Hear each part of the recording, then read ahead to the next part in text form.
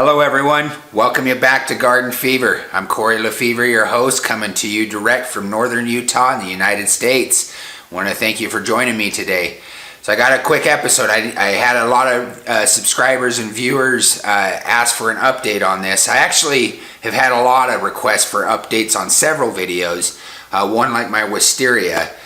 I haven't done that yet because my wisteria is not blooming flowers and I need to find out why first. Perhaps I can do a video to kind of educate you guys as well as myself as we do that. Plant's doing wonderful, it's spreading, it looks beautiful, but struggling on the blooms, so that will be in the future.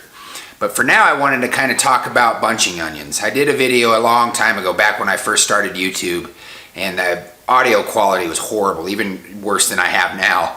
And it was kind of hard to hear, and a lot of people misunderstood. I don't know if I was clear enough or I articulated myself well enough for them to fully understand. So I had a lot of people ask for an update on how I harvest them and things like that.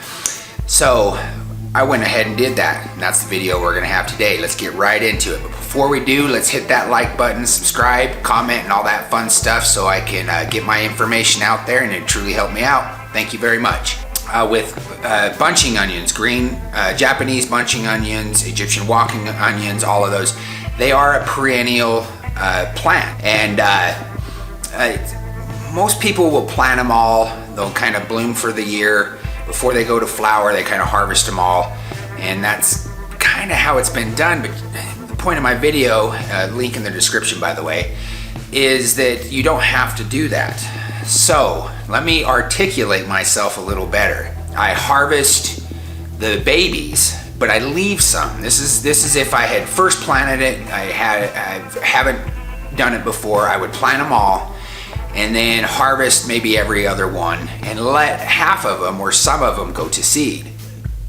When I say go to seed, I don't mean that we're going to use the seeds in order for them to return the next year. If you left them all and didn't harvest them, they will die and or not die, but they'll kind of recluse back down to their roots during the winter, and then in the next spring they will return and they will grow again.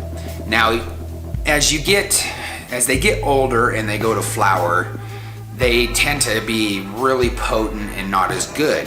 So I leave a certain amount to seed the next year, so I have younger babies, if you will, to harvest. And I never harvest them to the point where I wipe them all out. I always leave either a parent plant. So I have a few parent plants that I seed each year simply for the fact that I can harvest them.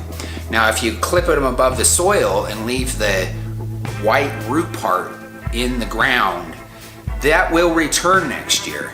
So no sense in yanking them out unless you want to eat that part, because that part is actually really good. If that's the case, you're going to eventually need to reseed because you're tearing out the root. So I hope that helps clarify and update. These are my onions that I have today, and they are still the ones that I planted originally over 10 years ago. I have not replanted any onions and green onions. Some of them were reseeded, the ones that I harvest, but these parent plants, the ones you see with the flower blooms, those have been there for years, a decade actually. And I put some of them in the pots because I have moved homes since then. So I grow them in the pots because I can bring the pots with me. So these are the same onions that I was growing in my original video that I did 10 years ago, or it's probably like 8 or something. I don't know, we'd have to look. Anyway, I also am growing them indoors. So I'm transplanting and transferring some from the outside to the inside, which you see here. They do get a little leggy inside because I'm not using grow lights. I just want to use natural light, but I want to harvest them inside during the winter. And so I basically have green onions year round, anytime I want. I got fresh new babies at all points. They come up at different times, and so it's kind of like a, I don't know, I guess a wave of harvesting. And I always leave the parent ones, the big ones, to reseed so I can harvest younger ones the next year, because younger ones just tend to be just right when it comes to the flavoring. I also do this with chives. Chives are in the allium family, and they will do the same thing. You do not have to replant these each year. Just let them go to seed and harvest the young ones as they pop up. Yes, they are perennial. Keep in mind they're perennial between the zones in which they grow. All plants, if they get too cold or too hot, may not return. But if you are within the zones that they are flourishing in, they are perennial, they will return.